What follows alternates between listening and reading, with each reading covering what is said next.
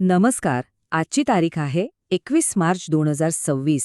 महाराष्ट्राच्या कृषी क्षेत्रासाठी आजचा दिवस खरंच खूप महत्त्वाचा ठरणार आहे. कारण हवामान आणि बाजारपेठ या दोन्ही ठिकाणी मोठ्या घडामोडी घडत आहेत आणि याचा थेट परिणाम आपल्या शेतकऱ्यांच्या आयुष्यावर होणार आहे. आणि आपण सुरुवातच करतोय या क्षणाच्या सर्वात मोठ्या आणि तातडीच्या बातमीने. खास करून मराठवाड्यातील शेतकऱ्यांसाठी हा एक महत्त्वाचा इशारा आहे. तर झालं असंय की हवामान खात्याने मराठवाड्यासाठी थेट रेड अलर्ट जारी केलाय. पुढचे 4 दिवस मुसळधार पाऊस आणि वादळाचा अंदाज आहे. याचा सरळ सरळ अर्थ असा की ऐन काढणीला आलेल्या पिकांवर एक मोठं संकट घोंगावतंय. आता प्रश्न हा आहे की या अवकाळी हवामानाचा नेमका फटका कोणत्या पिकांना बसणार आहे. तर यात प्रामुख्याने गहू, ऊस आणि इतर रब्बी पिकांचा समावेश आहे.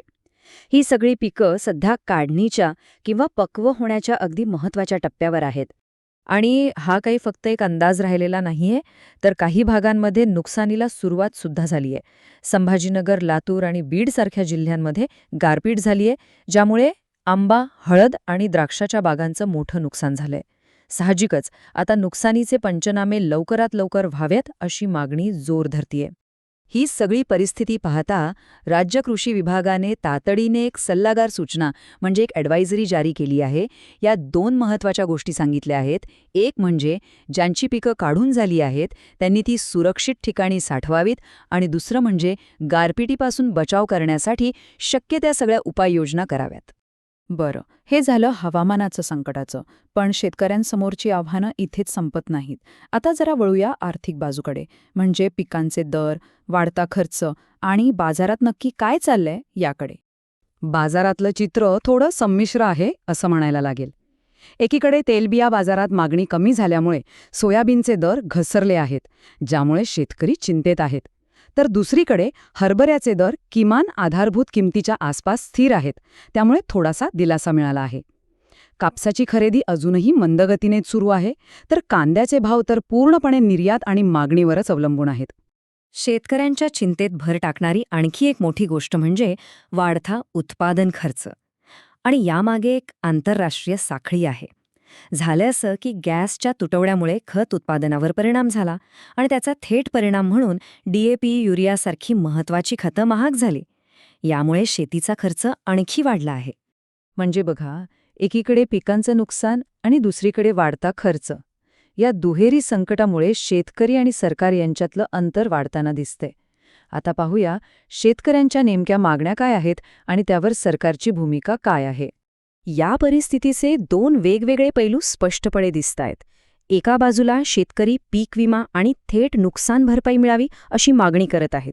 कर्जमाफी आणि योग्य दरासाठी त्यांचा दबाव वाढतोय आणि काही संघटनांनी तर आंदोलनाचा इशाराही दिलाय. तर दुसऱ्या बाजूला सरकार PM किसान योजनेचा पुढचा हप्ता लवकरच जमा होईल असं आश्वासन देत आहे. त्यासाठी लाभार्थ्यांची पात्रता तपासण्याचं काम सध्या सुरू आहे. या सगळ्या आव्हानांच्या गर्दीत भविष्यासाठी एक आशेचा किरण दिसतोय, आणि तो म्हणजे तंत्रज्ञान. चला पाहूया तंत्रज्ञान शेतीचं चित्र कसं बदलू शकतं. खरं तर अनेक शेतकरी आता नवनवीन गोष्टी स्वीकारत आहेत.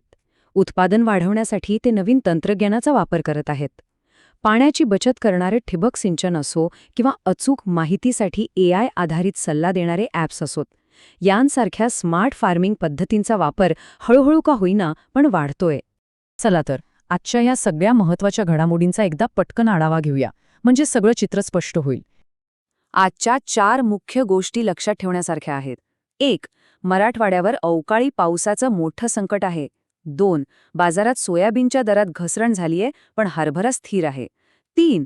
वाढता उत्पादन खर्च आणि सरकारी मदत यांच्यात एक संघर्ष दिसतोय. आणि 4. या सगळ्या आव्हानांवर मात करण्यासाठी तंत्रज्ञानाचा वापर वाढतोय.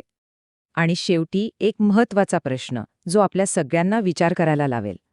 हवामानाची अनिश्चितता आणि बाजारपेठेतील अस्थिरता या दुहेरी संकटात तंत्रज्ञान खरोखरच महाराष्ट्राच्या शेतकऱ्यांना आवश्यक असलेलं स्थैर्य देऊ शकेल का?